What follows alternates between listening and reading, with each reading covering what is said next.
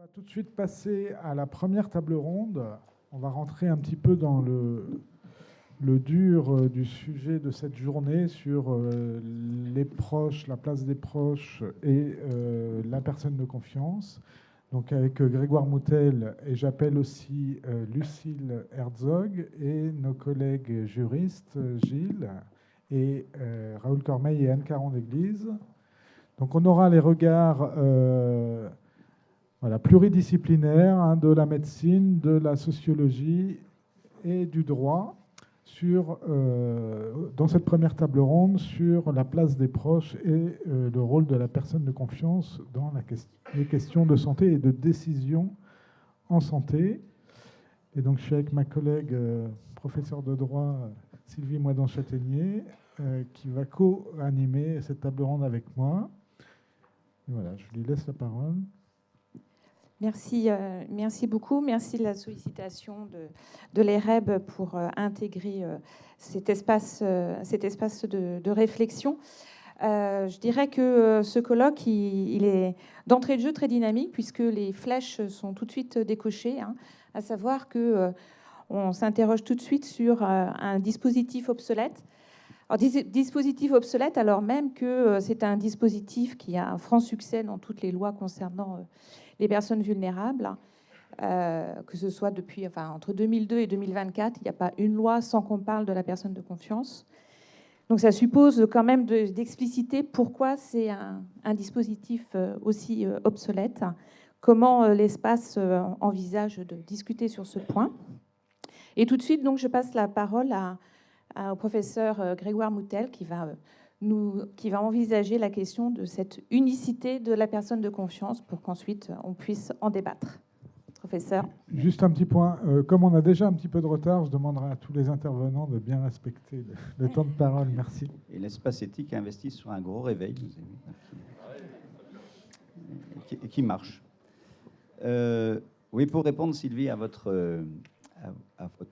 interrogation, c'est que justement, il y a un point d'interrogation quand même sur le programme et que, effectivement, quand on veut lancer un débat, forcément, la question peut être un peu provocatrice, mais ça fait tout le charme du débat. Et effectivement, ça ne veut pas dire que parce qu'on a mis obsolète que ça l'est réellement. Voilà. Simplement, on va faire ce qu'on fait habituellement avec Anne, je vous connais moins, mais Gilles, c'est-à-dire la confrontation quand même entre le réel et le théorique que j'évoquais tout à l'heure. Donc moi, pour être dans mon rôle, l'espace sur l'interféction éthique, équipe INSERM, on nous donne comme mission d'être observateur des pratiques. Observateur des pratiques, dans le champ de l'éthique, ça revient à faire remonter des questionnements de terrain. Voilà. Et donc je vais me cantonner à ces dimensions d'éthique clinique, on pourrait dire, de descriptif. Quand vous êtes dans un service, même si le dispositif est important, a évolué favorablement dans la relation de soins, on se rappelle la genèse des États généraux de la santé, 1999. J'étais petit, mais j'y étais. Et on rappelle que, même si ce n'est pas la dimension que les juristes y ont mis par la suite, la personne de confiance vient déjà d'une première problématique des professionnels, c'est avec qui peut-on communiquer et rompre le secret ou partager le secret médical, puis professionnel. Et comme personne n'est très sûr de ça, ben, il y a deux volets. Il y a déjà à l'époque des éléments du Code de santé publique, et Jean-Pierre sur votre champ de compétences avec beaucoup de prudence, des éléments qui disent qu'on peut déjà partager de l'information dans l'intérêt du patient avec son accord et uniquement les données nécessaires et strictement nécessaires à l'organisation de son parcours sur le moment donné, c'est-à-dire qu'on ne va pas déballer toute l'histoire médicale de la personne. Mais les gens disent, mais ça ne suffit pas complètement, parce qu'effectivement, derrière, et on en parlait hier, est-ce qu'il y a une personne qui, une fois qu'elle a partagé ces éléments-là, peut être une aide à la prise de décision pour le patient, une aide à la réflexion, un partage, et puis quand le patient sera en difficulté de se positionner du fait de sa vulnérabilité et de son état de conscience, par exemple, de continuer à témoigner. Et donc, on crée cette personne de confiance dans cet esprit-là. Je le rappelle parce que dans beaucoup d'institutions, aujourd'hui, et c'est le deuxième élément que je veux souligner, la personne de confiance dans cette dimension d'accompagnement du quotidien n'est pas toujours perçue comme telle. Elle est souvent perçue sur les questions de fin de vie et sur les questions, par exemple, de don d'organes, parce qu'il se trouve que dans la loi, il y a ces deux interfaces qui sont venues impacter. Donc cette dimension du quotidien, elle doit être rappelée. À mon avis, elle était la dimension première de l'accompagnement de la personne. Mais du coup, dans cette question de l'unicité, et je vais dire que des la palissade aujourd'hui, je m'en excuse, mais c'est celle du terrain, ben les professionnels se disent, bah oui, mais s'il y a une personne de confiance désignée, quid des autres proches? Et il y a des établissements de santé et médico-social qui, eux, ont une vision, à mon avis, faussée, c'est pour ça qu'on fait des débats publics de l'interprétation des textes, mais vous nous en direz plus, qui consiste à dire que ce n'est pas parce qu'il y a une personne de confiance que les autres ne peuvent pas être des acteurs de la participation, de l'accompagnement du patient et du partage d'informations, parce qu'il y a aussi le Code de santé publique qui continue à dire des choses. Et donc, on a des équipes qui nous disent « Ah ben nous, on parle qu'à la personne de confiance ». Mais du coup, on a d'autres proches qui nous disent « Ah ben nous, on est mal informés ». D'accord ? Et donc, je pense qu'il faut mettre cette question au travail. Vous nous direz comment on peut l'articuler. Et puis, il y a des dilemmes de patients ou de personnes accueillies dans les établissements médico-sociaux qui disent « Mais moi, je ne veux pas choisir, si j'ai 80 ans, entre mon père, mon frère ou ma fille et mon fils, et je voudrais pouvoir désigner deux personnes de confiance et je voudrais les mettre en rang d'égalité dans mon parcours de prise en charge. » Et les gens le disent, et disent, voire même si je choisis, ça va me poser un problème relationnel au sein de ma famille. Voilà. Ça me pose une question de comportement individuel.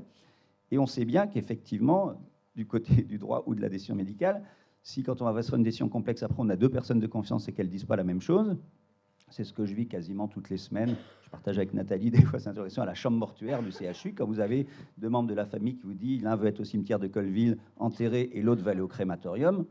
Bon, et les magistrats ont de temps en temps arbitrer ces questions-là. Anne connaît le sujet. Donc effectivement, les questions, elles sont comme telles. Donc c'est en ce sens que on veut mettre le sujet en débat pour repenser l'articulation des différentes possibilités d'articuler les proches. Ensuite, il y a, à mon avis, et c'est en ce sens que c'est encore peut-être un peu obsolète au sens de la mise en œuvre, un énorme travail, mais vous le savez tous, à faire avec les personnes de confiance désignées qui, dans la plupart des études de terrain, et je viens de finir une thèse sur ce sujet avec Anne Massine, ne connaissent pas leur rôle. Et pourtant, elles ont signé le document. Alors ça, c'est l'éternel débat, vous savez, qu'on a entre éthique et droit sur la nature d'une signature, mais tout le monde est d'accord pour dire que ce n'est pas parce qu'on a signé qu'on a compris, et que ce n'est pas parce que les institutions remplissent leurs critères de certification en démontrant qu'elles ont désigné tant de personnes de confiance chez tant de nombre de résidents, que réellement le travail de terrain a été fait pour expliquer aux personnes de confiance leur rôle et leur mission. Et que du coup, c'est là aussi une autre la palissade, que d'avoir des personnes de confiance qui ne sont pas personnes de confiance est un problème pour les équipes de soins, quand elles s'aperçoivent que quand elles vont se référer à l'équipe de confiance, cette personne dit « je ne sais pas, on n'en a pas parlé », ou alors que vous avez une personne de confiance qui dit « je ne sais pas, on n'a pas parlé », mais que vous avez un autre proche qui dit « moi, je sais ». Voilà. Et donc, voilà, ces tensions de terrain, et je ne serai pas plus long que ça, amènent à peut-être rouvrir, peut-être pas le champ de la structuration juridique des textes, mais en tout cas de leur application. Et puis, là, pour faire plaisir à mes deux voisins de droite, quand même, pas sur l'échiquier politique, en fait, la question quand même de la pérennité de ces personnes de confiance ou la désignation chez les personnes vulnérables en protection, on n'est pas très au clair sur le terrain. On a quand même le sentiment que tout patient qui fait l'objet d'une mesure de protection, que ce soit tutelle ou curatelle, ne peut pas désigner de personne de confiance. En tout cas, c'est comme ça que c'est perçu sur le terrain. Et on sait bien qu'il y a une forme de problématique parce que ça dépossède quand même certains citoyens de cette capacité à gérer leur santé avec un tiers, alors que cliniquement, on se dirait, finalement, elles peuvent certainement le faire. Voilà. Donc, je vous livre cet autre éclairage, et ce sera le dernier, parce que sinon, je serai trop long. Voilà.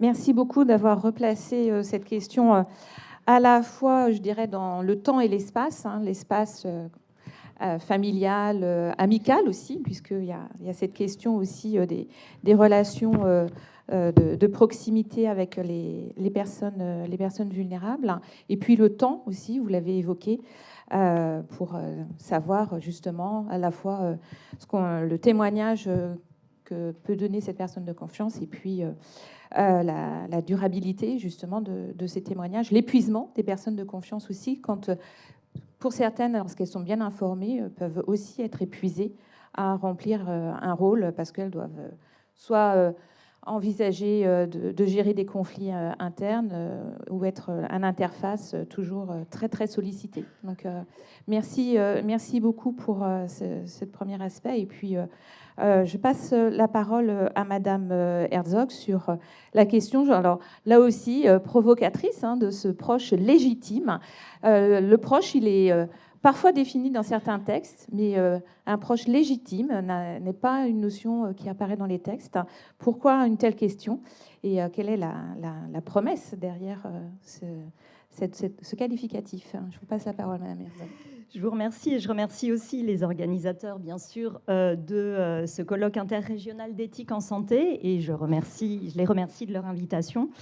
Alors effectivement, c'est afin d'apporter un éclairage sur une notion bien épineuse, celle de proche et plus encore de proche légitime, que j'ai été invitée parmi vous en tant que sociologue.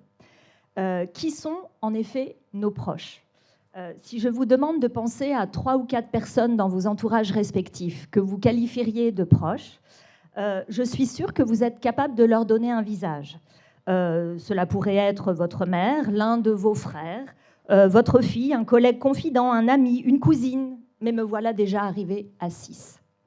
Mais si je vous demande dorénavant de me donner une définition de ce que peut être un ou une proche pour vous, je suis sûre que dorénavant, je vous mets dans l'embarras, comme si cette notion de proximité fuyante nous était bien étrangère.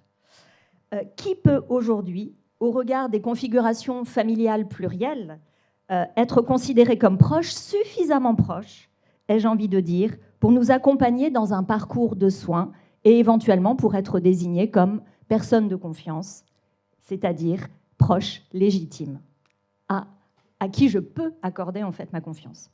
La difficulté de notre réflexion est réelle car elle suppose de prendre en compte différents degrés de proximité s'inscrivant dans des logiques complémentaires et parfois même contradictoires. Doit-on considérer les liens du sang ? Doit-on faire référence à des liens juridiques qui engagent des obligations à la fois juridiques et morales à l'égard de nos ascendants et de nos descendants ? Doit-on penser davantage à des liens affectifs et électifs qui, labiles, se jouent des contours institutionnalisés de ce que l'on considère de manière assez rigide comme étant des membres de notre famille. La difficulté de notre réflexion repose aussi sur le fait que l'on manque d'enquête empirique au carrefour de la sociologie de la famille et de la sociologie de la santé, prenant rigoureusement en compte l'origine sociale, le genre, mais aussi l'âge et la place dans une lignée familiale, par exemple, ou encore l'inscription dans d'éventuelles trajectoires de migration ou plein d'autres caractéristiques sociales auxquelles je pourrais faire référence. Et ce, pour penser au plus près la proximité dans l'accompagnement des soins. Bref, vous l'aurez compris, faire le tour de la question en 15 minutes relève de la gageure et je risque de susciter plus de questions que de vous donner des réponses. Je vais toutefois tenter de tirer 3 fils avec vous pour que nous puissions tenter de nous approcher de nos proches. Alors, le premier fil m'amènera à essayer de penser les frontières de la famille. Aujourd'hui, le terme de famille renvoie pour beaucoup à la famille nucléaire, c'est-à-dire aux liens de parents avec leurs enfants et de parents avec leurs propres parents, c'est-à-dire leurs ascendants. Et les liens qui unissent les membres de cette famille sont aujourd'hui davantage pensés comme reposant sur une dimension affective et relationnelle, sur la qualité des liens interindividuels, bien davantage que sur des positions statutaires que chacun et chacune pourrait avoir. Positions statutaires, c'est-à-dire des positions définies par des obligations juridiques et morales. Certains sociologues comme François de Singly ont d'ailleurs parlé du caractère conjugal aujourd'hui et relationnel de la famille contemporaine. Cela dit, c'est la confrontation à certaines situations critiques, la précarité faisant suite à une séparation par exemple, la maladie ou encore la dépendance, qui révèle la force de liens, considérés pourtant souvent comme périphériques au regard d'autres relations familiales caractérisées comme évidentes, entre conjoints par exemple, ou entre enfants et parents, autre situation. C'est ce que montrent Jennifer Bidet et Marie-Clémence Lepape dans un numéro de la Revue des politiques sociales et familiales qu'elles ont coordonné en 2024. L'intensité de ces liens se traduit alors par le temps que l'on peut donner à l'autre, l'écoute, les aides financières et éventuellement matérielles, le partage de repas, l'accompagnement aux soins, l'aide à la décision. S'intéresser à la notion d'entourage proche suppose de prendre au sérieux ces liens pensés jusqu'à présent comme périphériques, ceux qui nous font dire « rien n'est plus fort que la famille » ou encore « là, c'est quelqu'un qui est comme de ma famille ». L'anthropologue Florence Weber s'est intéressée avec un collectif de travail sur les formes de mobilisation familiale autour de la dépendance. Elle a dans ce cadre mis au jour les logiques de fonctionnement de groupes de parenté qu'elle désigne comme des maisonnées. Ce terme est importé de l'anthropologie de la parenté et fait référence à la dimension spatiale du lien familial, à la maison, bien sûr, mais en tenant compte des modes de vie contemporains, souvent fondés sur la décohabitation entre les générations. Une maisonnée, au sens sociologique du terme, n'est pas un groupe de cohabitation, mais bien plutôt un groupe d'entraide, réunis autour d'une cause commune, concentrant les ressources en temps, en argent, en savoir-faire, en attention, dont disposent les membres du groupe pour faire face aux enjeux du quotidien. Je cite Florence Weber. J'ai repris le terme de maisonnée parce que, grâce à la question que nous posions, que font les familles lorsqu'elles sont confrontées à la dépendance d'un des leurs, notre première découverte empirique a été que certaines personnes, à la même distance généalogique, ne sont pas informées de l'état de santé d'un malade, et que d'autres, bien qu'informées, ne s'impliquent pas de la même façon ni au même degré. Nous avons donc dû répondre à une question empirique très pratique. Comment définir un groupe de personnes qui se sentent concernées par l'état de dépendance d'un des leurs, d'abord, et qui en soient informées, et qui puissent, in fine, être désignées comme personnes de confiance. La maisonnée, c'est donc un groupe solidaire, au-delà des liens du sang, au-delà des liens juridiques, mais peut-on considérer que c'est un au-delà de la proximité spatiale ? Et c'est là le deuxième fil que je voudrais tirer avec vous, qui m'amènera à revenir sur la notion d'ancrage spatial des liens de proximité. Jordan Pinel et un certain nombre de ses confrères, dans une enquête qualitative sur les géographies familiales de retraités, s'est intéressé à la corrélation entre la proximité géographique de ces personnes avec leurs proches et l'intensité des contacts avec les apparentés. Ils ont repéré différentes configurations familiales qui pouvaient jouer de ce point de vue. La configuration la plus courante est celle qu'ils désignent comme étant de famille-entourage local. Dans ce cas, les retraités vivent à moins de 25 km d'un des membres de leur famille et le voient au moins une fois par semaine. La proximité géographique rendant possible ces visites régulières qui permettent d'entretenir le lien.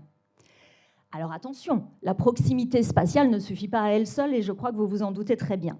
Le deuxième modèle, ce sera le modèle de la famille atténuée locale, qui combine la proximité géographique et la distance relationnelle, ce qui peut aussi arriver. Une troisième configuration est mise en avant, c'est la famille entourage dispersé. Cette fois-ci, c'est un type de famille, un modèle de relation familiale qui occupe quand même pas mal qui concerne pas mal de leurs enquêtés. Il s'agit finalement, malgré la distance géographique entre les personnes retraitées, leurs enfants et leurs petits-enfants, de maintenir des contacts fréquents, soit par l'intermédiaire des moyens de communication, soit par la ritualisation de retrouvailles dans des lieux de vacances communs, par exemple. Mais tout le monde l'a en tête ici, avec l'avancée en âge, la maladie et l'augmentation des risques de dépendance, la proximité géographique devient progressivement un enjeu important et le soutien matériel et moral des parents vieillissants est de plus difficile à dispenser dès lors que la distance géographique est plus grande. Je prendrai le problème à rebours et je tiendrai le temps, je vous en assure. La proximité, alors j'ai envie vraiment de prendre le problème à l'inverse, c'est-à-dire qu'une forte proximité spatiale dans un habitat commun, par exemple, sans lien dit de famille, pourrait-elle créer une proximité suffisante pour que les personnes vivant sous ce même habitat puissent être suffisamment en confiance pour être désignées comme accompagnantes dans des processus de soins et d'accompagnement de la maladie? Je m'appuie ici sur les travaux de Noémie Emmanuel qui portent sur une expérience d'habitat féministe qui a vu le jour en 2021 à Bruxelles et qui met à disposition des logements individuels à des femmes sans abri ou mal logées, de toute génération. Son enquête décrit des solidarités fortes entre femmes qui partagent spatialement une même condition, qui ont un sentiment d'appartenance et se retrouvent autour de valeurs et d'idéaux politiques communs. La chercheuse décrit des pratiques de sollicitude et une mutualisation du soin entre voisines d'âges différents, qui se rendent des services et qui, parfois, mettent en pratique de véritables formes de solidarité. Elle a pour autant remarqué que, lorsqu'il y avait des situations très critiques, et particulièrement de maladies ou de maladies incurables, la question des liens statutaires revenait. Et l'une des enquêtées dit par exemple, je la cite, « Quand Liliane est tombée malade, elle m'a appelée pour me dire ce qu'elle avait. Puis elle m'a dit, il ne faut pas le dire aux autres. Et à un moment donné, je lui ai dit, c'est pas possible, Liliane, je ne peux pas porter toute seule la gravité de ta maladie. Ça devenait un peu trop lourd pour moi. On est voisines. C'est pas ma mère, ni ma sœur. On ne peut pas prendre les mêmes responsabilités. » Donc on voit que dès lors qu'il s'agit de désigner une personne de confiance, dès lors qu'il s'agit de penser aux liens de proximité, s'entrelacent un certain nombre de logiques qui, effectivement, mettent en tension régulièrement des contradictions. La proximité n'est certainement pas que la proximité géographique. La proximité n'engage pas simplement des liens statutaires. Elle peut engager des connivences affinitaires. Il n'en reste pas moins que dans les périodes de crise ultime, souvent, les individus sont renvoyés à l'existence de ces liens statutaires familiaux qui engagent obligation et soins, entraide entre les générations. Je vous remercie, je n'ai pas tout dit, mais...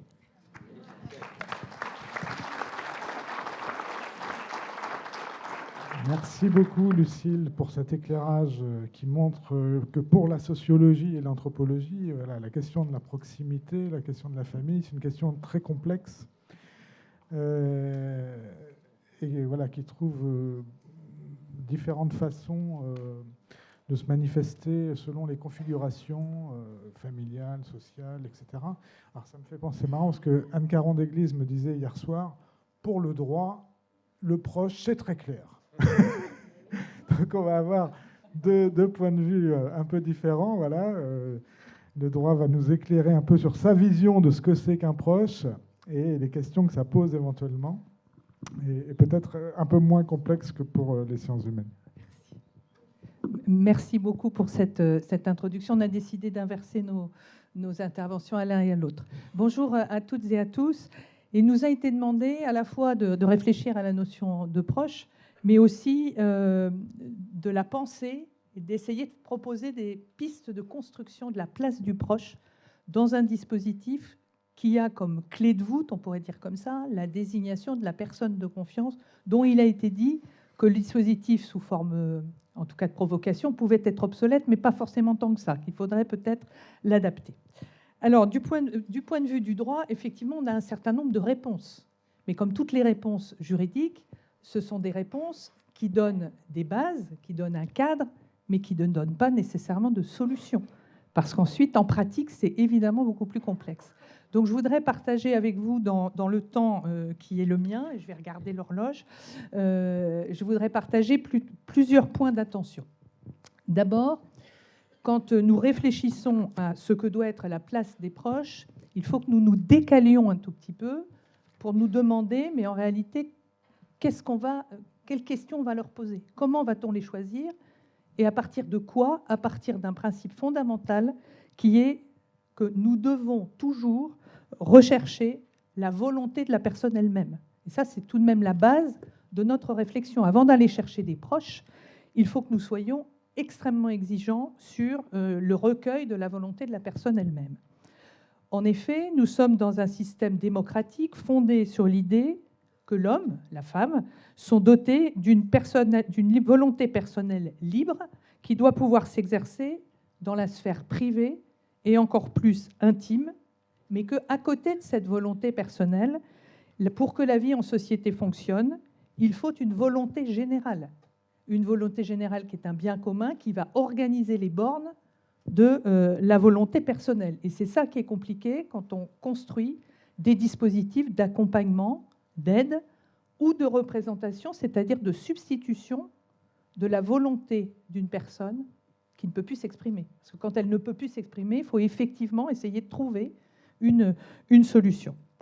Nous savons aussi que depuis un certain nombre d'années, la place accordée à la volonté des personnes elles-mêmes, et en particulier de la personne directement concernée, le patient, la personne accompagnée, la personne en situation de handicap, rend insupportable l'idée que cette personne pourrait ne plus avoir à s'exprimer. Et donc, les personnes elles-mêmes, au travers d'un certain nombre de collectifs, notamment du handicap, ont mis en lumière la volonté absolue de s'autodéterminer dans toutes les situations. Et nous savons qu'il existe une convention, la Convention internationale des personnes en situation de handicap, qui prévoit à son article 12 l'absolue nécessité d'aller rechercher d'abord la volonté de la personne au moyen d'une information qui doit elle-même être adaptée à ce que la personne peut comprendre de sa situation. Si l'on fait un petit pas de côté et qu'on va regarder des exemples étrangers, on voit qu'en Allemagne, au Royaume-Uni, la prise en compte de la volonté de la personne est elle-même une dimension fondamentale. Et le Best Interest Decision pour les Anglais, en particulier, oblige les médecins à ne pas prendre une décision seule, mais à aller toujours rechercher en première intention la volonté de la personne. Donc cette exigence de recherche de volonté est le socle de toute action concrète, de toute réflexion à conduire lorsqu'on souhaite construire un dispositif adapté pour soutenir, parfois substituer, la volonté de la personne. Donc quand on va réfléchir aux proches, il faut d'abord essayer d'avoir cet angle. Mais évidemment, deuxième point d'attention, dans le domaine des soins en particulier, mais aussi dans le domaine de l'accompagnement médico-social, le recueil de la volonté est particulièrement complexe. Particulièrement complexe parce que, évidemment, la décision médicale, en particulier, qui n'engage souvent que le médecin ou une équipe médicale, ne peut pas être une décision qui est complètement décorrélée de l'information donnée au patient, de ce qu'il comprend, et de la nécessité de respecter non seulement ce qu'il veut, ce à quoi il consent, et vous voyez qu'il y a une nuance entre vouloir et consentir, et puis parfois ce qu'il refuse. Et puis l'état de santé de la personne, des situations d'urgence ou pas d'urgence, et à ce moment-là, bien sûr, sont convoqués un certain nombre de dimensions ou des interlocuteurs extérieurs à la personne. Autre petit pas de côté sur ce point, nous devons avoir conscience, et nous l'avons, je crois, que la volonté, elle n'est pas une, indivisible, elle va se construire au cours d'un parcours de vie. Nous avons évoqué les adultes jusqu'à présent. Je ne peux pas ne pas parler des enfants. Et en ce qui concerne les enfants, on considère dans notre système juridique que la volonté d'un enfant est encore immature. Elle se construit au fur et à mesure, et ce sont ses parents ou les titulaires de l'autorité parentale qui prennent les décisions pour eux avec un certain nombre de seuils d'âge en fonction des soins qu'on leur donne. Et donc pour les enfants, on ne parle pas de personnes de confiance, on parle des titulaires de l'autorité parentale. Pour les adultes, on va d'abord aller rechercher cette volonté libre et éclairée, c'est-à-dire celle qui est capable de comprendre les informations qu'on lui donne. Et là, il y a un premier effort à faire, qui est la manière dont on donne ces informations pour qu'elles soient accessibles, compréhensibles, y compris quand le contact est difficile avec la personne.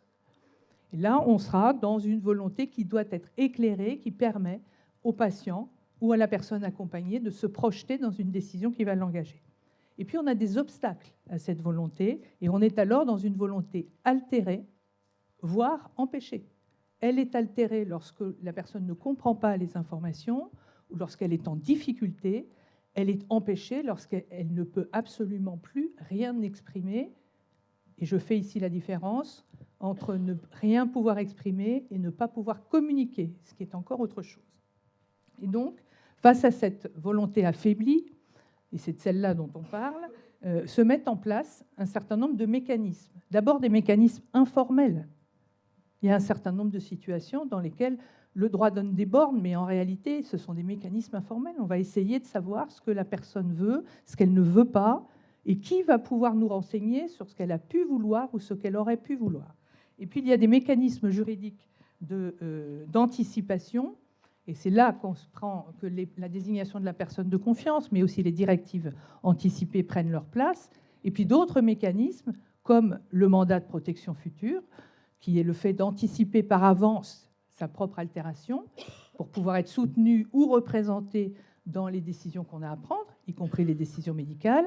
Et puis, dernier volet, mais Gilles en parlera plus que moi, il y a tout le dispositif juridique et judiciaire qui permet à un juge des tutelles de prononcer une mesure de sauvegarde de justice, une curatelle ou une tutelle, dans laquelle, je le dis d'ores et déjà pour que ce soit clair pour tout le monde, il ne s'agit pas de rendre la personne incapable, il ne s'agit pas d'annihiler sa volonté, il s'agit en particulier dans le domaine personnel et en particulier dans le domaine des soins, de lui permettre, dit le Code civil, de continuer à décider pour elle-même lorsque son état le permet. Et c'est toute la difficulté. Qu'est-ce que c'est que l'état qui permet de continuer à s'exprimer pour soi-même? Si la personne ne peut plus prendre des décisions pour elle-même, alors le juge, dans une mesure de protection, peut la faire assister ou représenter. Et c'est vrai pour d'autres mécanismes que la protection juridique des majeurs, comme par exemple les directives anticipées ou la désignation d'une personne de confiance. Et oui, je réponds, oui, une personne protégée peut désigner une personne de confiance. Après, la question, si, avec autorisation du juge, oui, voilà, avec autorisation du juge, et évidemment, la question qui se pose alors est de savoir quel est le rôle des proches, qui pourrait être désigné comme personne de confiance, et plus globalement, qu'est-ce que c'est qu'un proche? Et donc, oui, nous avons une réponse, puisque le droit crée des liens juridiques clairs, qui sont des liens de parenté qui normalement reposent sur la biologie, mais qui de plus en plus s'ouvrent sur d'autres dimensions. Je ne vais pas évidemment rentrer dans ce sujet, mais elle définit ce qu'est le proche, qui par définition n'est pas un membre de la famille, pour le Code civil, c'est celui qui entretient des liens étroits et stables avec la personne.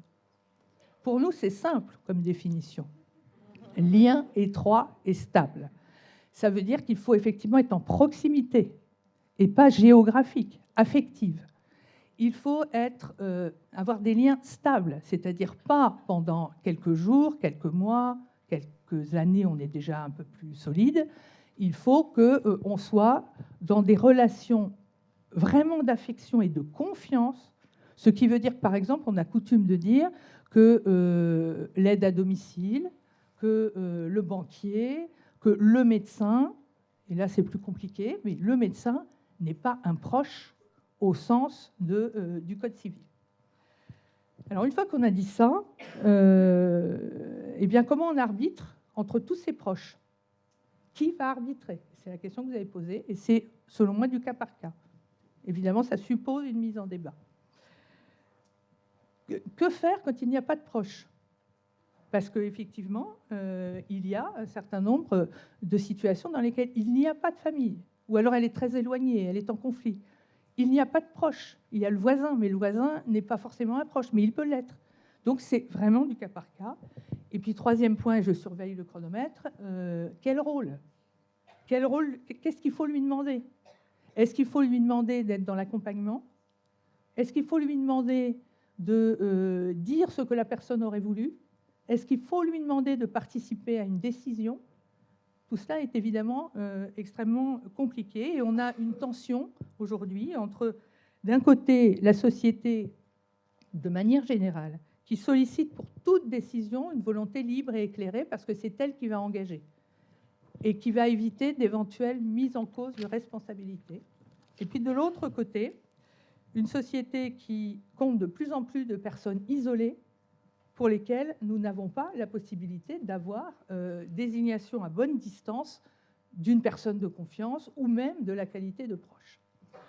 Alors, et je vais terminer par là, nous avons des outils à disposition qui sont en particulier les outils des directives anticipées, très peu utilisés et très souvent associés à la fin de vie, alors qu'ils pourraient être utilisés à autre chose que la fin de vie au sens strict du terme.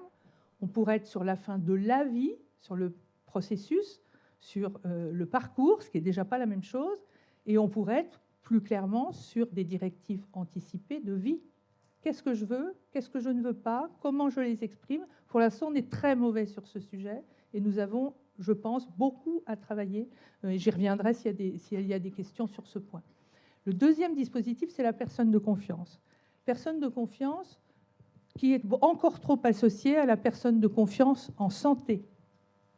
et pas du tout à la personne de confiance qui a été créée par la loi d'adaptation de la société au vieillissement, qui est la personne de confiance avec la même appellation dans le domaine du médico-social.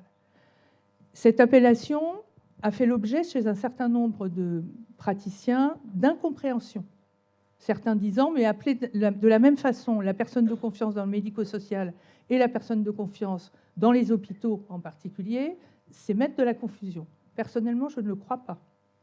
Je crois que ça permet d'avoir conscience que ce qui compte, c'est la confiance donnée en la personne. Alors, est-ce qu'il en faut plusieurs? On verra, mais c'est la confiance donnée à une personne qui va soutenir la compréhension par la personne en difficulté des informations qu'on lui donne, qui va l'accompagner dans son parcours de soins, mais qui peut ne pas être qu'un parcours à l'hôpital, qui peut être fait d'aller et venue entre l'hôpital, la maison de retraite, le domicile, le centre de rééducation. Bref, il faut quelqu'un qui assure la continuité et pas une personne de confiance pour les soins, une personne de confiance pour le médico-social, éventuellement une, si on l'imaginait jusque-là, à domicile. Bref, il faut vraiment qu'il y ait une fluidité dans le rôle qui est confié à la personne de confiance.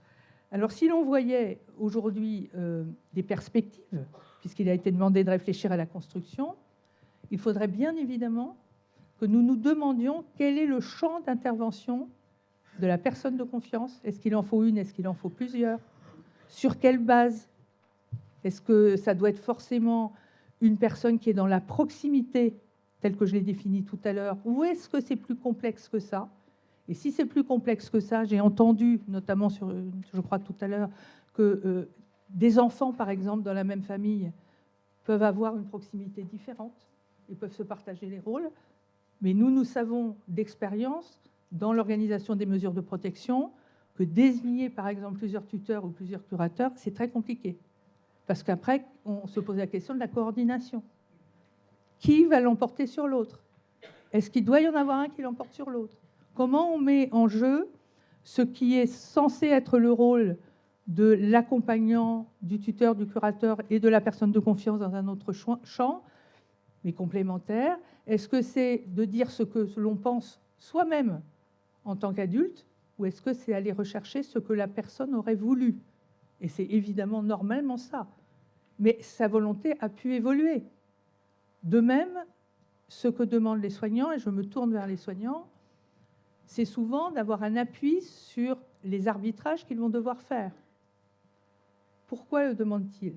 Est-ce que c'est uniquement pour s'assurer de la volonté de la personne?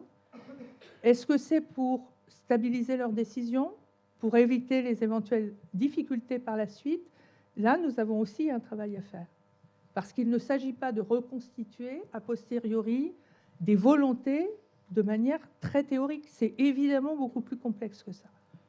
Donc j'ai tendance à dire que si nous devons réfléchir aujourd'hui à une évolution du système, il faudrait probablement accrocher à la personne de confiance les directives anticipées, mais de vie, de manière à ce que cette personne de confiance puisse s'appuyer sur un document qui peut être évolutif et qui est compliqué à construire, mais qui permet vraiment d'avoir des éléments objectifs sur ce qu'a été ou ce qu'est la volonté de la personne à un instant T, et comment elle peut évoluer à partir de ce qui compte pour elle. Et ça, elle peut l'écrire, mais c'est à nous de travailler sur ces directives anticipées. Et puis, évidemment, pour connaître les directives anticipées et la désignation de la personne de confiance, il faut que nous ayons un outil facilement accessible, par exemple, le dossier médical partagé. Par exemple, il y a d'autres pistes. Je m'arrête là pour rester dans le temps. Merci beaucoup.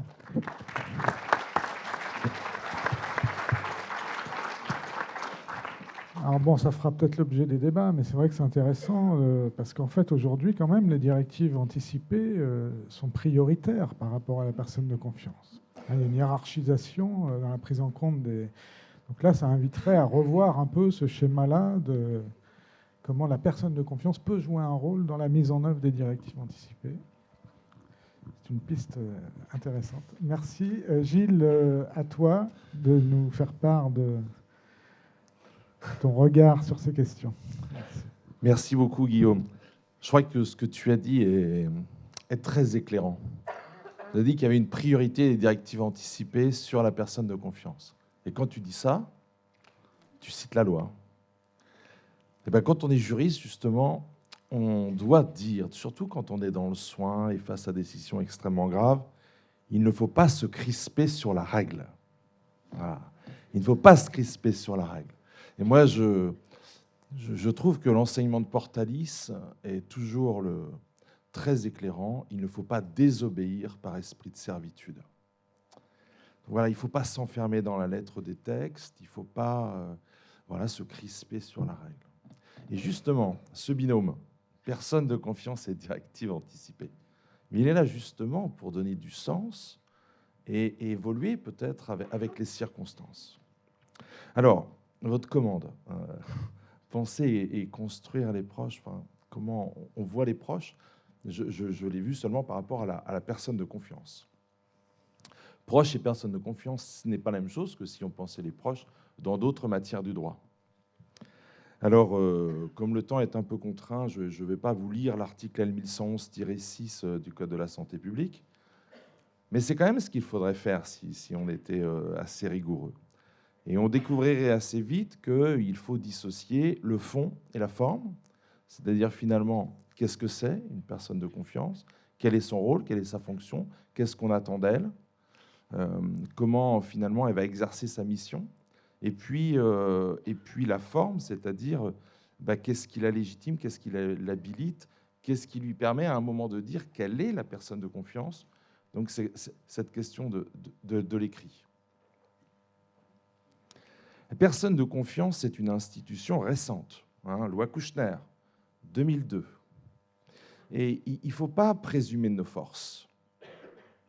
En droit, on sait très bien que les institutions sont très anciennes et introduire de nouvelles institutions, ce n'est pas si évident que cela dans la société, pour tout le monde, pour arriver à comprendre exactement quelle est leur place. Personne de confiance, elle n'a guère que 23 ans. Elle n'a guère que 23 ans. Voilà. Les directives anticipées 2005, elles n'ont guère que 20 ans. Qu'est-ce que c'est que 20 ou 25 ans en droit quand nous, on travaille avec des institutions qui sont bimillénaires, qui ont été construites génération après génération par les Romains d'abord, et puis c'est venu jusqu'à nous. Alors évidemment, ça évolue. Mais en tout cas, le fait d'être habitué à une institution et d'avoir cette jurisprudence, je trouve que il est beau le mot, madame, la jurisprudence. Il est beau ce mot.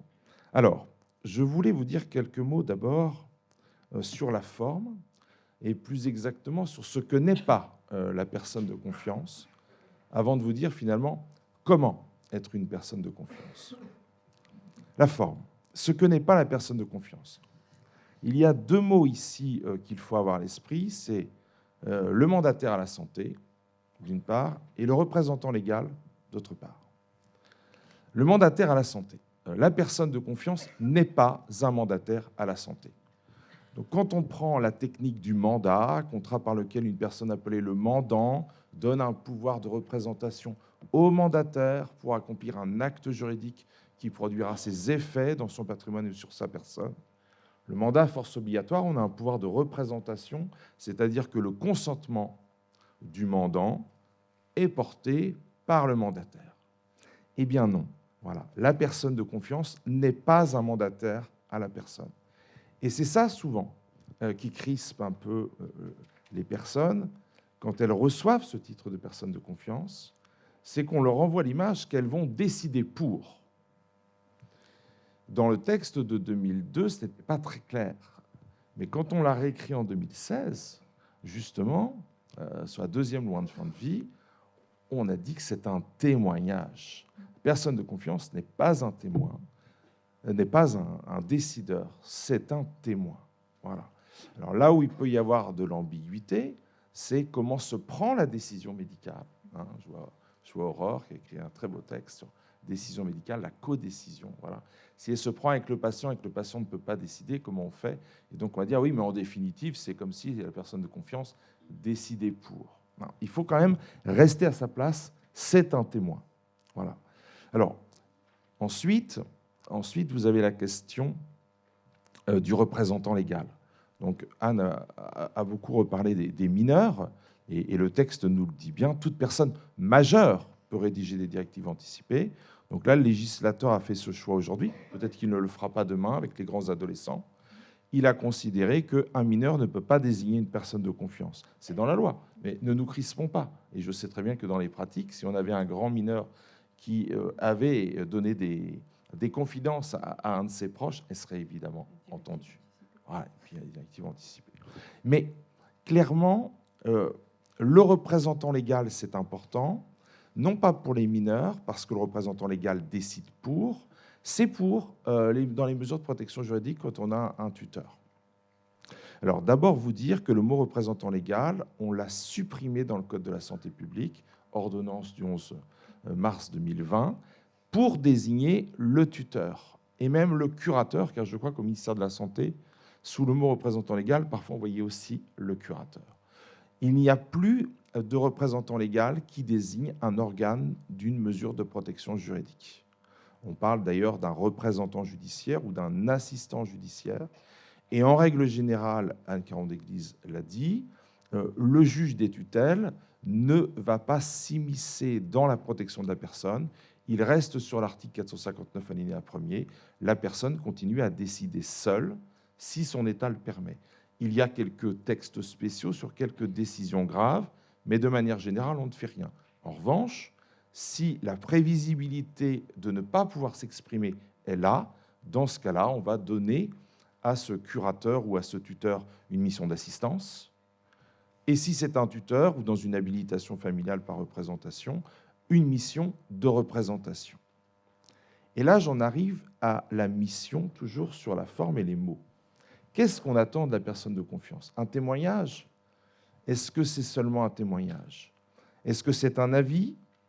Est-ce que c'est un consentement? Ou est-ce que c'est une autorisation? Donc, vous voyez, le temps est extrêmement contraint, mais tout ça n'est pas neutre en droit. Et le médecin décide, oui, mais il va décider de manière éclairée, donc il va lui falloir des éléments. Mais la personne de confiance, voilà, moi je suis porté dans mes écrits juste à dire qu'elle donne son avis, qu'elle restitue. Donc voilà, ce n'est certainement pas le consentement qu'elle porte. Elle pourrait dire que je suis d'avis qu'elle aurait donné ce consentement aujourd'hui, qu'elle ne peut plus le faire, mais c'est tout. Voilà. L'autorisation non plus.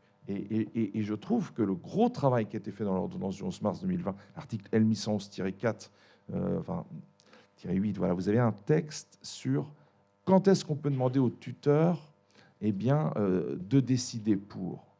Eh bien, justement, on a dit que c'était de la représentation, c'est une mission de représentation, mais on n'a pas dit qu'il va consentir à la place d'eux. On a dit qu'il va autoriser.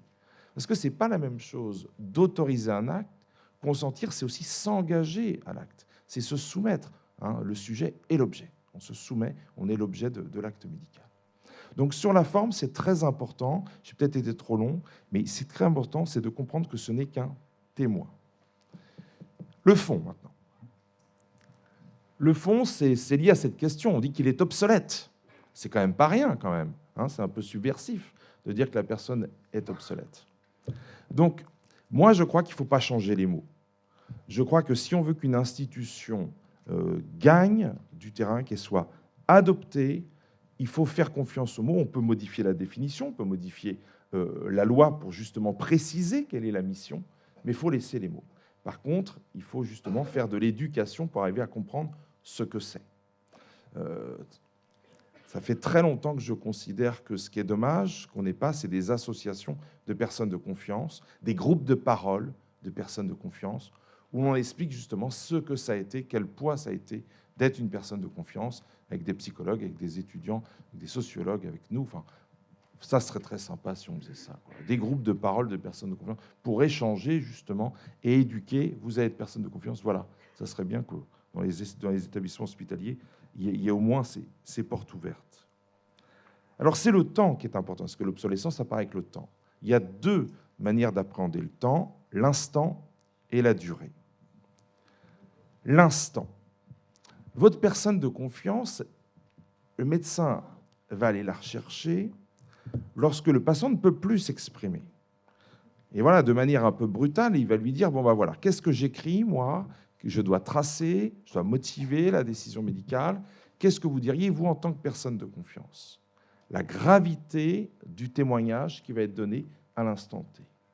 Alors, par rapport, justement, à ce que tu disais, Grégoire, à la multiplicité des personnes de confiance, il n'est nullement interdit, si on veut se crisper sur la règle, qu'il n'y en ait qu'une, il n'est nullement interdit de changer régulièrement de personnes de confiance par rapport justement aux disponibilités de chacun, d'avoir les personnes de confiance des semaines paires, les personnes de confiance des semaines impaires. Non, mais il est nullement interdit de le faire.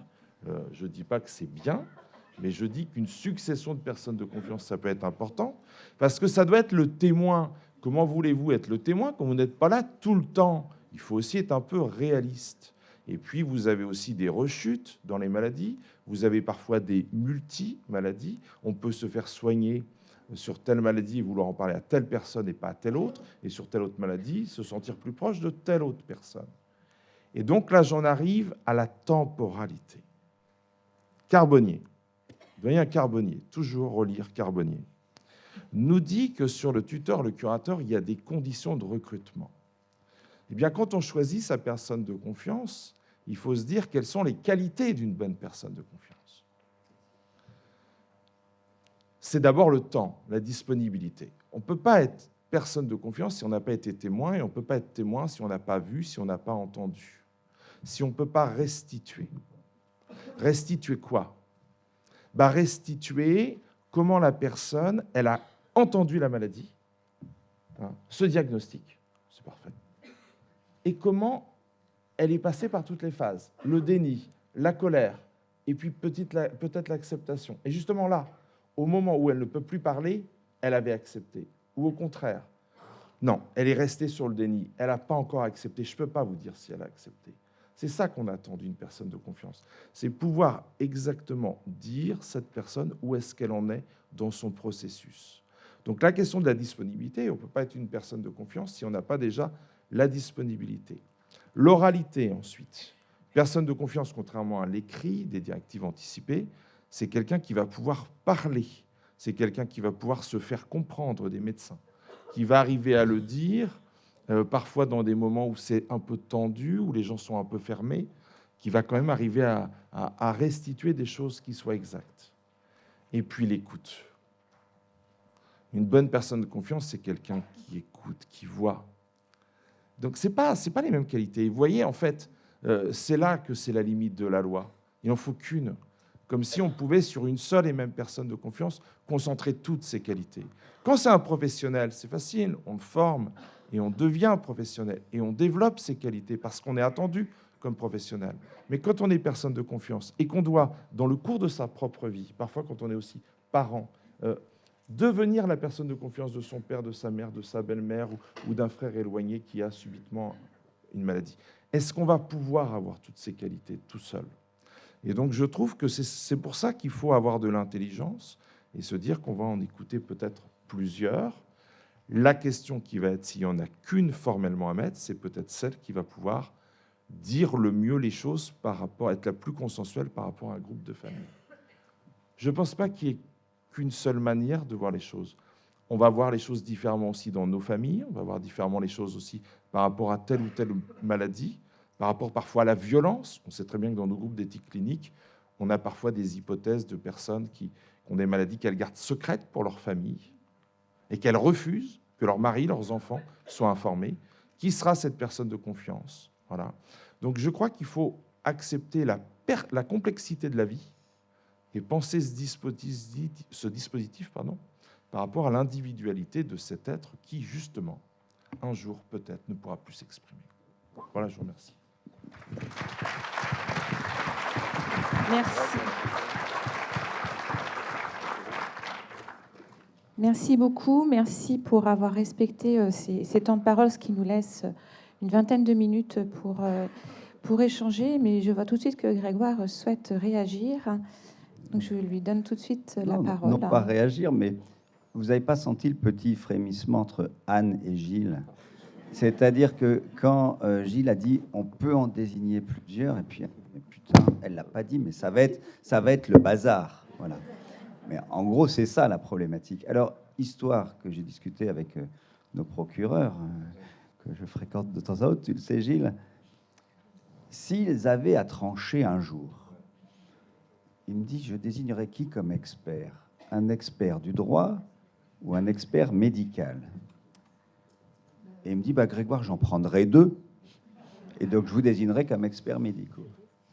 Et je lui raconte l'histoire suivante qui croise le truc. Une étudiante en médecine,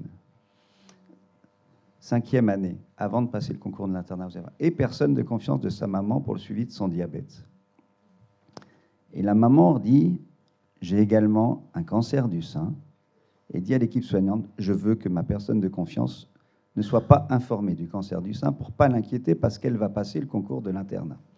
Et vous retrouvez, dans ce que tu as dit, ayant une vision non rigide du texte, ben effectivement, l'équipe ne va pas tout partager avec la personne de confiance. Et pourtant, on sait que dans un moment de processus de décision sur une éventuelle fin de vie, ça n'ira pas, mais on a de la temporalité.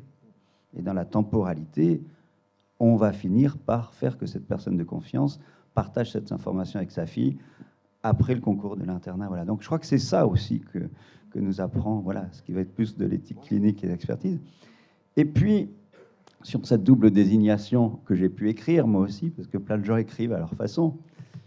Mais après tout, pourquoi pas de personnes de confiance si dans l'accompagnement du quotidien, l'aide à la décision doit être portée par 2, mais peut-être que non plus. Peut-être qu'il faut dire qu'il y en a une, mais l'autre proche va avoir aussi ce rôle d'accompagnement à la décision.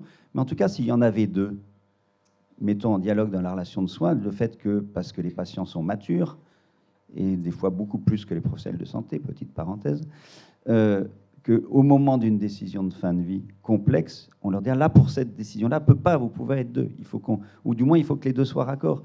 Non, mais je te fais ce que vont faire les équipes. Voilà. Mais pour dire qu'il y a aussi cette intelligence collective, mais je suis d'accord, plus vous dire, il y en aura une, parce que tout le monde c'est le bazar, mais ne pas exclure les autres proches. Moi, j'insiste là-dessus.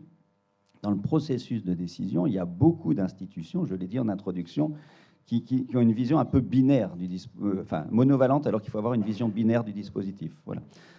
Et dernière petite remarque sur les jeunes, quand même. Je ne suis pas juriste. Vous avez dit il n'y en a pas, mais en pratique, il y en a en pédiatrie. Non, il n'y en a pas parce qu'elle ne s'appelle pas comme telle, mais la lecture de la loi fait dire qu'un jeune adulte ou un grand enfant peut demander à ce que l'autorité parentale ne soit pas informée de tel, mais il doit référer un adulte majeur qui va être justement son référent. Donc quelque part, je ne sais pas quel est votre point de vue de juriste, mais on voit bien qu'on avance vers cette idée que pour les mineurs, on va aller vers un dispositif, voilà, et que peut-être, mais je ne sais pas, c'est parce qu'on est dans la procédure de révision des lois, mais là, ce n'est pas la loi de bioéthique, c'est la loi des droits des patients, mais c'était pour regarder Jean-François, mais on croise peut-être quand même, et vous, juristes, et je l'entends, on dit assez jeune, une loi de 20 ans, mais quand on s'appelle, alors, toute proportion gardée, Jean Leonetti, Grégoire Moutel, les cliniciens, on dit, mais purée, c'est long, 20 ans, et c'est toujours pas rentré dans les pratiques.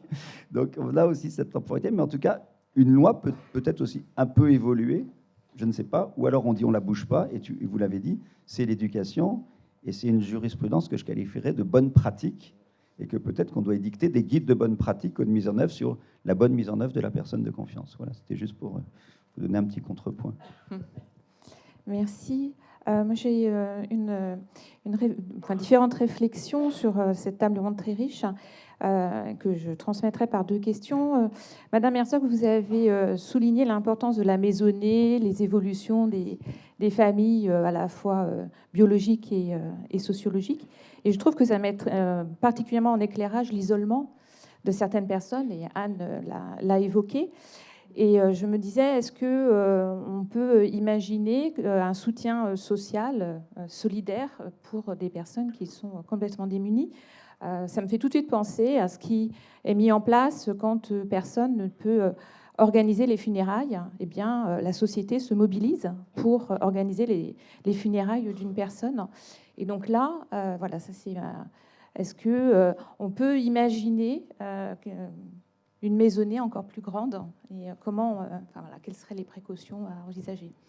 Alors, je risque d'être un peu décevante, c'est-à-dire que nous, en sociologie, c'est vrai qu'on ne dit pas toujours ce qui doit être ou ce qui pourrait être. C'est vrai qu'on a tendance à étudier ce qui est, et pas forcément dans une vision programmatique. Après, c'est vrai que la question de l'isolement, notamment des personnes âgées, est une vraie difficulté sociale, et que, par exemple, les mairies mettent un un certain nombre de dispositifs pour l'accompagnement au quotidien, des soins, les repas ou ce genre de choses. Mais c'est vrai que sur la question des fins de vie et sur le fait qu'à un moment donné, il faut bien que quelqu'un prenne des décisions, ça, c'est, à ma connaissance, en fait, je ne sais pas quels sont les dispositifs qui existent. C'est vrai que je ne suis pas spécialiste sur les questions de... Oui, Ouais. après, voilà, c'est Ouais, en ouais. tout cas une réaction.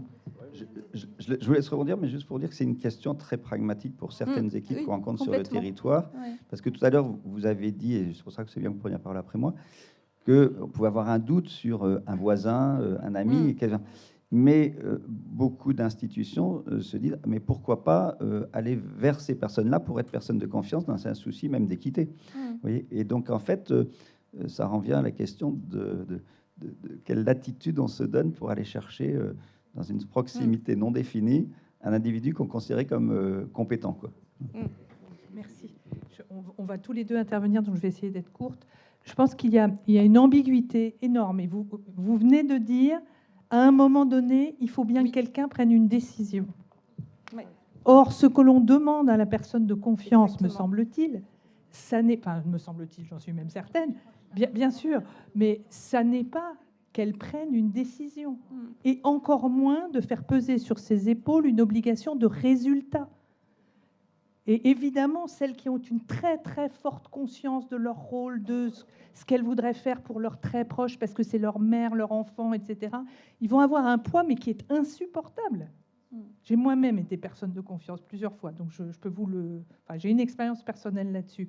Mais on n'est pas là pour prendre une décision.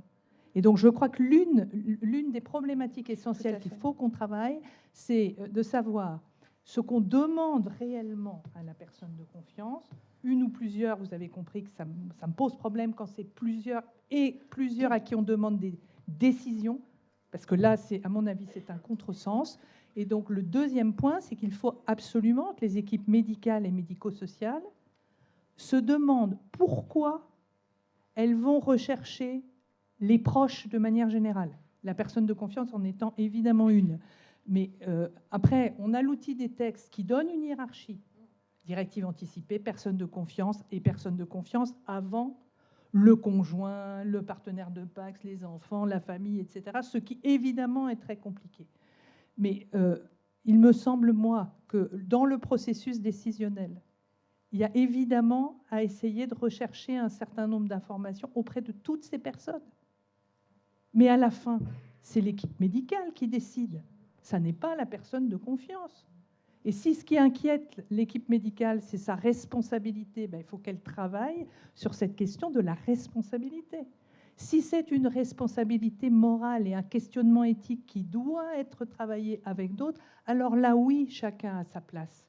La personne de confiance, parce que si elle a été travaillée en amont, et comme tu l'as dit, si elle a été présente pour accompagner, soutenir, entendre les dilemmes, les questions, les peurs de la personne vis-à-vis de ce qui lui arrive, et quelquefois sur un temps long, et pas forcément uniquement au moment de la fin de la vie, où il faut savoir si on arrête ou si on n'arrête pas.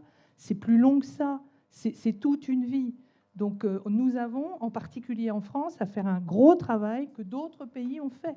C'est pas pour autant que ça va si bien que ça, d'ailleurs, quand on regarde de plus près. Mais, pardon, merci. Mais je crois qu'on est vraiment... Enfin, il faut maintenant qu'on avance sur ce que l'on demande réellement à la personne de confiance, sur le positionnement des soignants vis-à-vis de ses proches auxquels on demande beaucoup trop. Et donc, on laisse beaucoup trop de poids sur leurs épaules. Et puis, j'insiste sur la question des directives anticipées, parce que ça, c'est quand même un élément tangible à partir duquel on peut savoir autre chose que est-ce que je veux refuser une obstination déraisonnable, est-ce qu'on pourrait aller sur d'autres choses et sur des choses plus positives. Et alors, on est dans une relation de soins qui est différente, me semble-t-il. Donc voilà, oui, c'est complexe. Oui, il faut beaucoup d'intervenants et une place à beaucoup d'entre eux, en n'oubliant pas, et je termine par là, qu'il y a des conflits profonds dans des familles qui ressortent évidemment à ce moment. Et que donc ce qui se joue, c'est une rivalité, et ça je me tourne vers la sociologue, mais c'est une rivalité entre différentes composantes de la famille. Et il ne faudrait surtout pas que la personne elle-même, c'est pour ça que j'ai commencé par là tout à l'heure, soit complètement enlevée, ôtée du paysage. Ce qu'on veut essayer de faire, c'est trouver la solution la plus adaptée pour la personne. Et puis, dernier point, attention aux abus. Il y a parfois des désignations de personnes de confiance qui sont complètement abusives, surtout compte tenu de la manière dont on recueille la désignation de la personne de confiance. Quand une personne rentre en établissement de type EHPAD ou rentre à l'hôpital, on fait signer un questionnaire et généralement pas à la personne. Et moi, je vois dans les témoignages, j'ai montré à Gilles tout à l'heure, les témoignages que j'ai des juges des tutelles, eh bien, ils viennent dire aujourd'hui, et depuis un certain nombre de mois, il y a une pression des établissements d'accueil de personnes âgées dépendantes pour qu'il y ait une désignation de personnes de confiance, à qui, en fait, on va aller demander tout et surtout pas à la personne. Et parfois, certains établissements en font une condition à l'admission. Donc, ça veut dire qu'on est complètement à côté du sens de ce qu'est la personne de confiance. Donc, dans un espace éthique, je pense que c'est ça qu'il faut réussir à travailler. Merci, Anne. Oui, je voulais revenir sur un premier point. C'est vrai que quand il y a deux personnes de confiance, on va se crisper sur la règle et on va dire il y en a pas, c'est pas possible, il n'y en a qu'une. Ouais.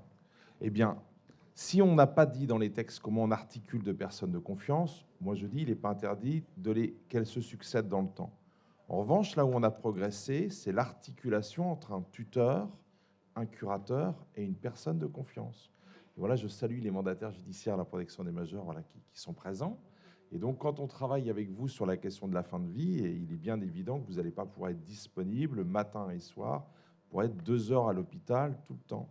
Et donc, ça peut être véritablement un appui, un partenariat qu'on fait avec la famille, où on va pouvoir justement guider aussi, éduquer aussi, rappeler quels sont les rôles, et voir justement dans la famille quels sont ceux sur lesquels on va pouvoir prendre appui pour que la personne soit bien accompagnée dans cette période un peu tendue.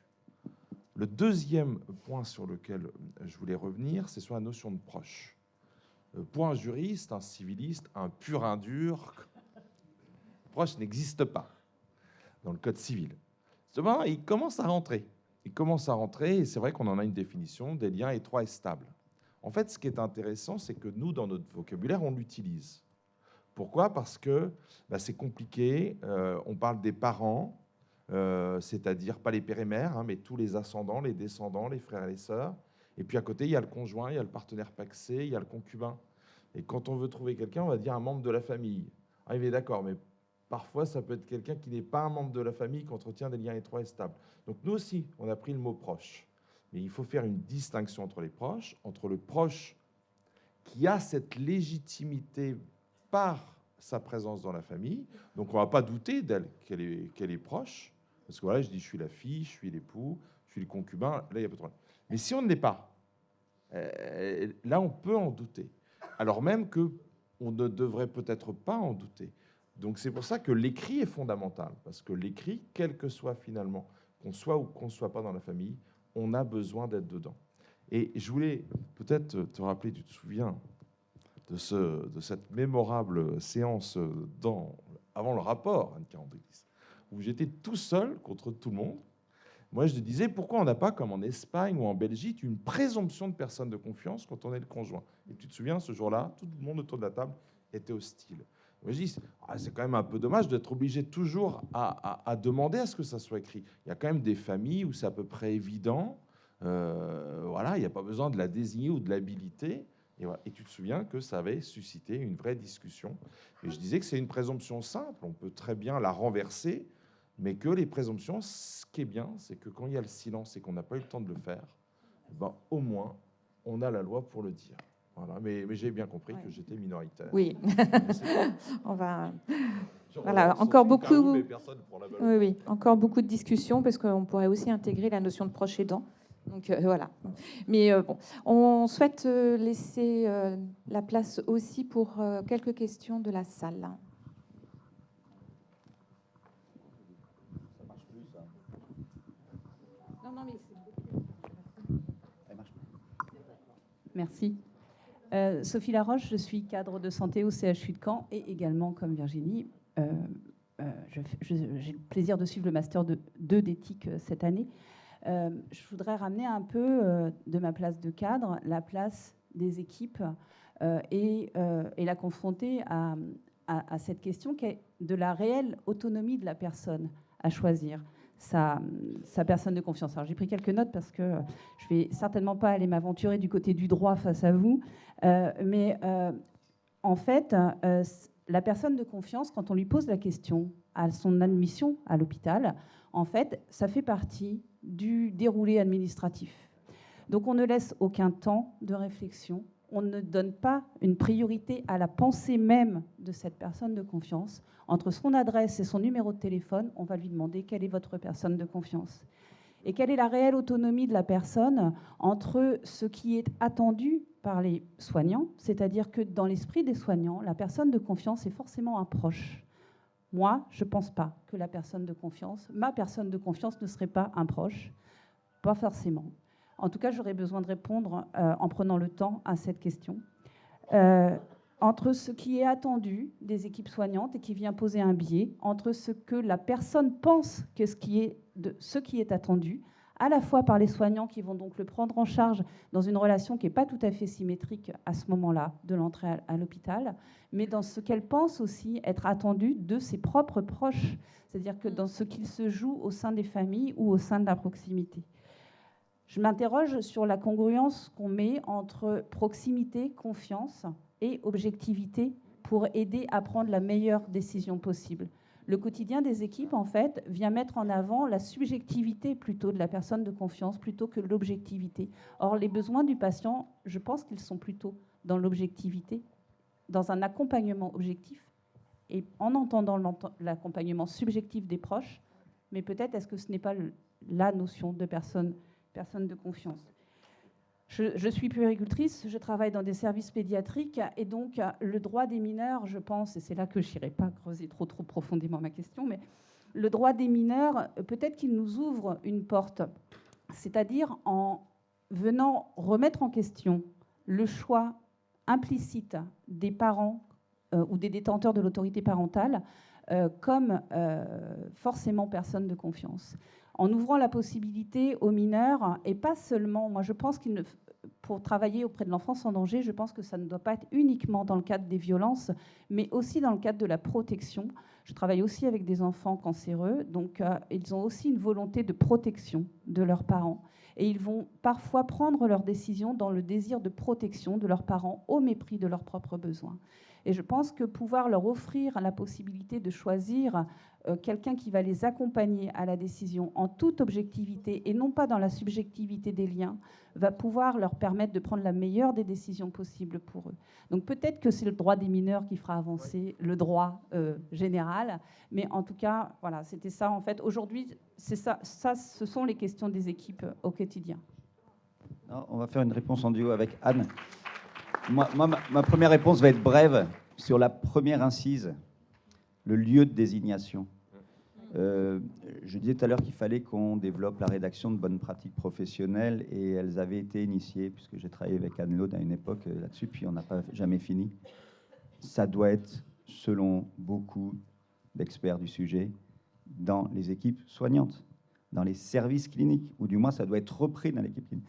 Toutes les études montrent que la désignation par voie administrative ne peut pas être performante puisqu'il faut partager les enjeux de la désignation en regard avec la nature des faits médicaux de la personne. Donc déjà, il y a un problème par rapport à ce point-là. Deuxième point, le temps et la temporalité qui a été évoquée. Donc, je ne vais pas déstructurer l'organisation d'établissement de santé ou du médico-social en France, mais de temps en temps, pourquoi pas, parce qu'on devrait, à mon avis, clairement dire que cette désignation doit être à minima reprise et modifiée et adaptée dans les services de soins. Voilà, c'est juste cette réflexion que je voulais faire. Si au moins on a gagné ça dans le débat public, on arrivera au bout du bout certainement à mieux répondre à la finalité éthique qui est la réelle expression d'un témoignage adapté à la situation de la personne. Voilà. Et puis, deuxième point, on aura une bonne fois pour toutes réglé ce petit problème entre personnes à prévenir et personnes de confiance qui continuent à traîner. Et donc, tu as dit que 20 ans, c'était court. Moi, je dis qu'ils traînent depuis 20 ans encore, quoi. Voilà. Donc, voilà. Et je passe la parole à Anne. Merci, je suis absolument d'accord avec ce qui vient d'être dit. Et j'irai encore plus loin en évoquant ce que Jean-François Delfraissy a cité tout à l'heure, la proportion entre la prévention et le traitement. Et le fait que la prévention en France n'est pas suffisamment installée. Si nous voulons entrer dans un dispositif qui soit compris de tout le monde, il faut évidemment penser à la question de la désignation de la personne de confiance bien avant, pas simplement au moment où on entre à l'hôpital. C'est tout il faut l'anticiper, et j'insiste sur les directives anticipées parce que il faut évidemment que chacun d'entre nous se pose la question du moment où il sera en mauvaise santé, où il aura un accident, et nous sommes un peuple qui ne le fait pas vraiment. Donc ça, c'est un enjeu énorme, et évidemment que le lieu et le moment sont extrêmement importants, comme la révisabilité des désignations comme du contenu. Et puis, donc je m'arrête là-dessus, mais sur votre deuxième point, je vous remercie beaucoup d'avoir fait le parallèle avec les enfants, parce que j'avoue que j'ai parlé des enfants tout à l'heure en espérant que cette question viendrait. C'est indispensable de s'appuyer sur ce qui se passe en protection de l'enfance et de ce qui se passe dans les soins donnés aux enfants. Parce que là, on touche du doigt ce qu'on est en train de se dire depuis tout à l'heure, c'est-à-dire que la personne concernée, il faut absolument qu'elle dise ce qu'elle a à dire, qu'on essaie de la soutenir dans cet affreux conflit de loyauté qu'elle a, en particulier quand c'est un enfant vis-à-vis de ses parents, y compris de parents qui sont des beaux-parents. Donc oui, il faut mettre en connexion la question de l'accompagnement des enfants, des process de décision pour les enfants et des process de décision pour les adultes, même si les adultes qui sont en perte d'autonomie ne sont jamais des enfants, on est bien d'accord, mais les enfants ne sont pas non plus des muets. Donc c'est tout ça qu'il faut réussir à travailler. Merci de votre question, madame. Enfin, de vos observations. Merci. Effectivement. Je rappelle qu'effectivement, il y a quelques semaines, le Congrès des notaires a envisagé une convention de beau-parentalité. Donc voilà, on peut vraiment s'appuyer sur ces éléments-là. Une toute dernière question, rapide. On imagine qu'il y en a plusieurs.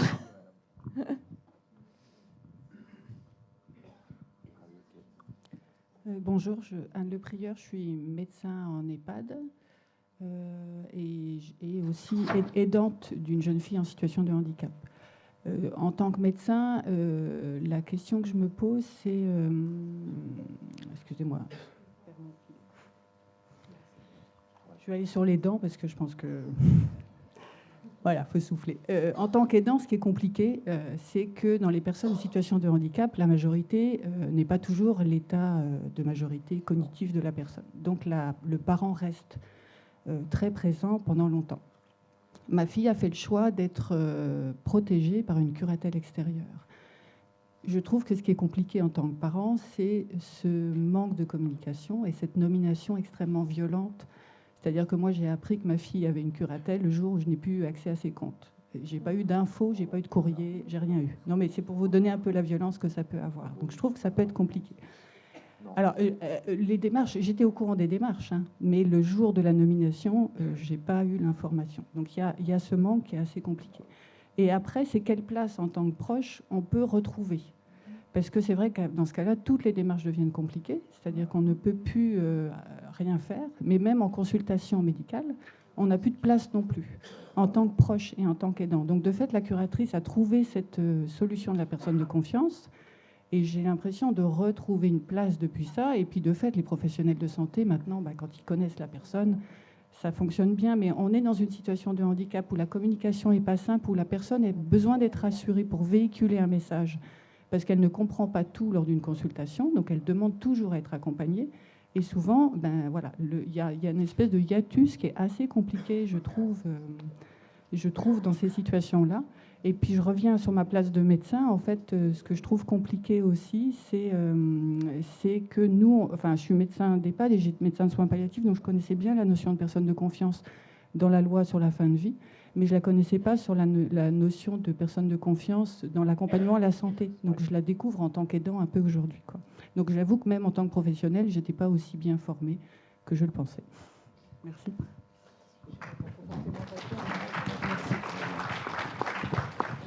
Je vais répondre rapidement, quitte à ce qu'on en reparle en dehors de cette table ronde. Mais merci beaucoup, madame, parce qu'on sent bien que ça vous a demandé beaucoup d'efforts d'expliquer la situation. Il y a plusieurs points qui posent difficulté. D'abord, on est sur une curatelle. Donc, une curatelle, c'est la mesure d'assistance et pas de représentation. Et c'est une mesure dans laquelle, forcément, le juge se pose la question de la priorité familiale. Et donc, il a dû se la poser. Après, ce que j'entends dans ce que vous dites, c'est qu'il n'y avait pas vraiment forcément d'obstacle à ce que ce soit une personne extérieure qui assure la gestion des comptes, par exemple, même si on aurait pu dire gestion des comptes et accompagnement, soutien de la personne par la famille, parce que ça existe, on a les outils juridiques. Mais on en reparlera, je pense, hein, si vous souhaitez le faire.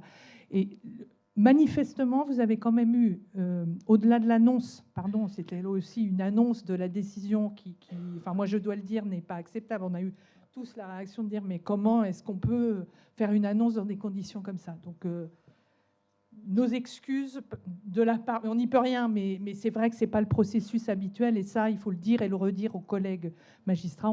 C'est pas possible de faire quelque chose comme ça. Mais au-delà, vous avez manifestement une curatrice, et on se le disait aussi en aparté, qui a compris qu'il y avait une difficulté.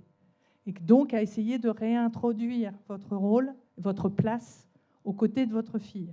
Donc c'est quelque chose qui se travaille, et tant mieux, ça veut dire que les mandataires, et j'ai bien compris que c'est une professionnelle, donc les mandataires, ils font ce travail de réintroduction de la famille, et c'est ça aussi la proximité, pour que chacun ait sa place.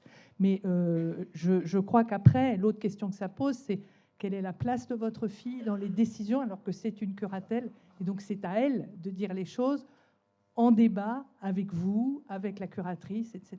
Voilà, j'insiste pas plus, mais si vous voulez qu'on en reparle, on peut.